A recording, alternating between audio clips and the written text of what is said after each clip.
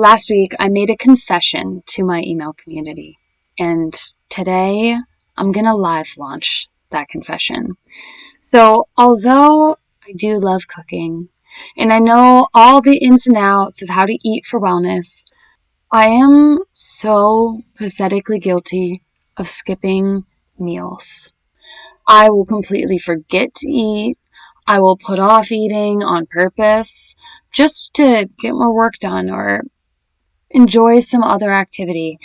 And so I'm always looking for shortcuts, ways to ensure I get the nutrition I need in a day in as little time as possible. So if this sounds like you, then keep listening. We're going to go over a mindset shift and 2 saving graces that might actually change your life.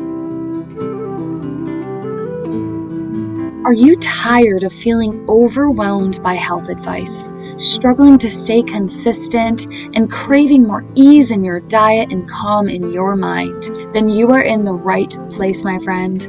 Welcome to the Health Habit Podcast. I'm Maria, a nature-loving herbalist, science-obsessed nutrition therapy practitioner, and your guide to holistic healing. If you're ready for simple wellness solutions, nutrition tips, and mindset shifts to help you feel energized, fulfilled, and in control of your health, then brew up some tea or crack open a kombucha and let's get into it. Does the word diet and dieting make you cringe? Because maybe you've been stuck in the yo-yo dieting cycle where there's a fad diet that pops up and you embrace it with open arms. You follow all the food rules and you lose weight only to gain even more weight back. And so you try another diet and then you lose the weight again and the cycle just continues ever more until your gut health's all messed up, you're at a higher cardiovascular risk, you have metabolic syndrome, and you're just not feeling like $1,000,000. Unfortunately, this is very common. And there are 3 words that literally flip that entire concept on its head, the dieting concept. And that is food is medicine. And that is what we are talking about today. How to shift from a dieting mindset to a food is medicine mindset, plus 2 hacks that you can use if you are like myself and struggle to consistently prioritize meal times. The first thing to be aware of is that digestion does not start in the mouth or the stomach. It actually begins in the mind when we think, see, and smell food. So a lot of dieting involves food rules that can increase the stress that we experience when we think about food, when we see food, when we smell food. And if we are in the stress response, we are not able to properly digest. So dieting will literally make it harder for you to digest because if you're stressed about food, you're already making your body's job more difficult. Next thing to be aware of is that digestion is how we intake majority of the nutrients that our body needs. So there are things called essential nutrients, and these nutrients are required for us to exist, but our body cannot produce them on its own, or it cannot produce enough on its own. And there are over 40 essential nutrients. Okay, so we need to get these things from our diet.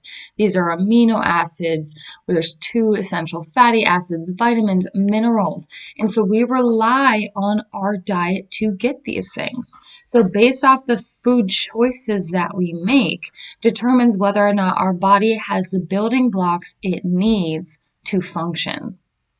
And the problem with the dieting is that it tends to focus on calories and weight loss rather than nutrients and whole being wellness. The next fact that can help you shift from the dieting mindset to the food as medicine mindset is this super interesting fact.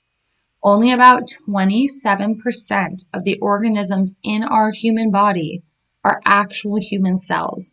The other 73% are microbes. So these are tiny little organisms like bacteria, fungi, and they just hang out all up in our bodies. And most of them are in the gut. This is your microbiome. And they hang out in the gut because we put food there, and they rely on our food to be their own food source. And so when we're eating, we're not just eating to provide ourselves nutrients to thrive, we're also feeding the microbes. And there are different categories that we can put these microbes into. There's neutral, there are pathogenic microbes, and then there are beneficial ones. And these three types tend to eat different foods. So dependent on what food we are putting in our mouth, we are either feeding the pathogenic bacteria or the neutral or the beneficial ones. And also, if we are depriving these microbes of food, some of the neutral and beneficial microbes can switch gears and end up getting a little aggressive and being pathogenic. So it's a big responsibility. All right. We're not just eating for ourselves. So if eating for your own health isn't enough, think about all those trillions of microbes that are relying on you. And if you're sitting there thinking, oh my gosh, there's so many factors, eating feels so complicated. Yes, and some people will make it seem super complicated. And there are definite factors to balance.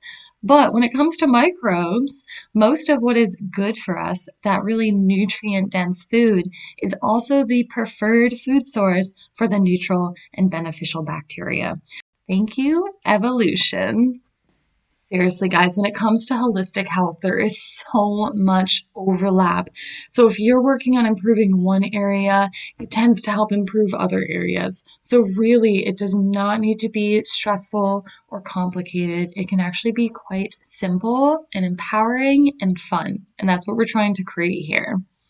Which moves us into the problem that I presented at the beginning of the episode, which is those of us, like myself, guilty as charged, who tend to put off meals. What can we do? How can we make sure we're getting the nutrients and feeding all the microbes and doing all the things and providing food that is medicine to our bodies? Because all of those nutrients, like they pretty much are medicine. And then when you start thinking about herbalism and all of those medicinal compounds in plants, we get that when we eat them too. We don't have to take a tincture or a tea. We can also just like straight up put parsley on our food. And we're getting all of those antioxidants and those anti-inflammatory compounds. Food is medicine. We can add garlic and turmeric and ginger and fennel. All of these things have so many medicinal compounds, and we can put them right into our food. And our food is now medicine. That is the beautiful mindset shift. We're not dieting. We're not giving ourselves food rules. We're discovering the amazing qualities of these things. And then we're just adding them into our life more and more in different ways. We're having fun with it. We're empowering our bodies to thrive. Okay. And it all overlaps. We can have an immune boosting tincture that gives us extra support, but then we can also just make like a garlic rich meal that also supports our immune system. We literally just take all of these different modalities and we put them all together and we just keep practicing until our lives and our diet is literally our apothecary. And hey, hi, hello, it's me, Maria. I'm here to guide you and help support you so that this process can be as seamless as possible. And if you're looking for some extra support, you just want to make sure that you're hitting everything you need to be hitting. And, it takes time and accountability to get to the point where your life literally is like an apothecary. So I got you covered. I have a Facebook group that you can join. It's filled with other women who are doing the same work. And I give so many amazing prompts, nutrition challenges to help get you there. But I also have a really exciting offer coming.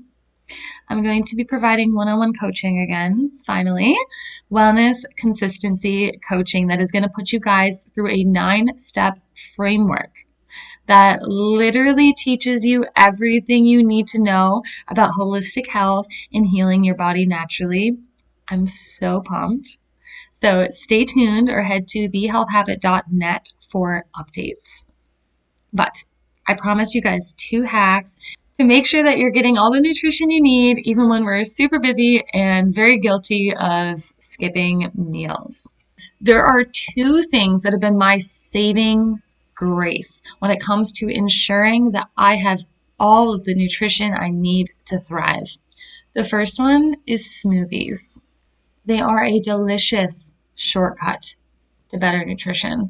One of the easiest ways to flood your body with vitamins, minerals, antioxidants, and fiber. Now, juices also get a lot of attention, but juices lack the skin of the fruit and vegetable, and that's where most of the fiber is. And fiber is so crucial for just healthy digestion and also feeding the microbes of our microbiome. And we can get really creative with the ingredients that we put in our smoothies because once you add something like a banana and fruit, the flavor overcomes other things. So it's super easy to add like hemp seeds, chia seeds, ginger, lots of the superfoods. Spirulina is another great example. Things that provide even more nutrition and also medicinal herbal compounds to ensure that we are like really jam packing this one glass with like the ultimate elixir of goodness. I also would suggest always adding dark leafy greens because we tend to not get enough of those in our diet, but they're so crucial for our overall wellness.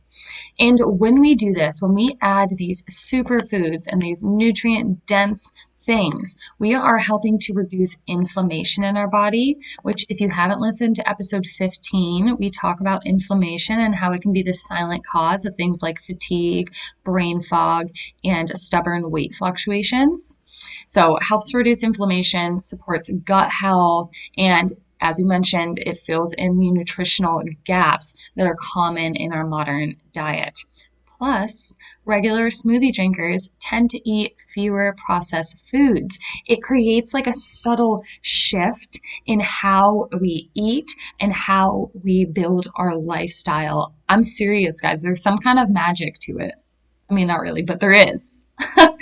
And then just remember, the real magic is keeping it clean. So try not to add sugar, keep whole food ingredients in there, lots of colorful plants.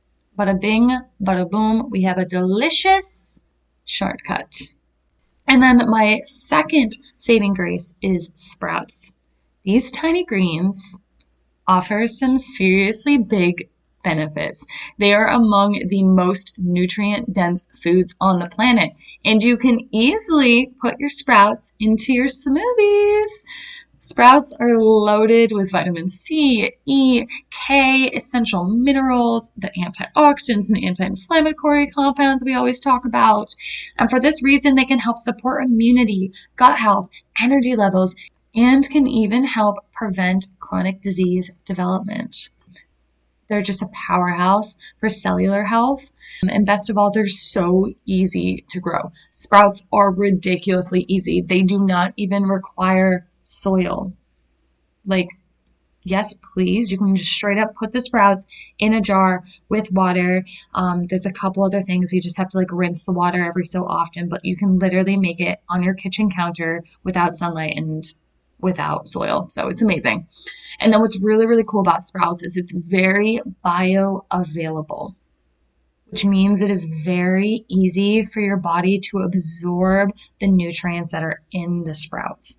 Not all foods are bioavailable. So there are times where you think you're eating something healthy and you are, but it might require a little bit more digestive effort in order to be absorbed into the body. But sprouts do not fit into that category. They are very easily digested and absorbed. So who's gonna go make a smoothie and start getting sprouty, sprouting their own sprouts? Hello, beautiful human. Thank you so much for listening. I hope you learned something new and felt inspired or blessed. If so, please take a moment to share this with a friend who's also working to improve their health and wellness. And leave me an honest review on Apple Podcasts. It lights me up to know that this podcast is helping you. Now, go get some sunshine on your skin, and I will meet you back here on Saturday morning for another episode. Bye!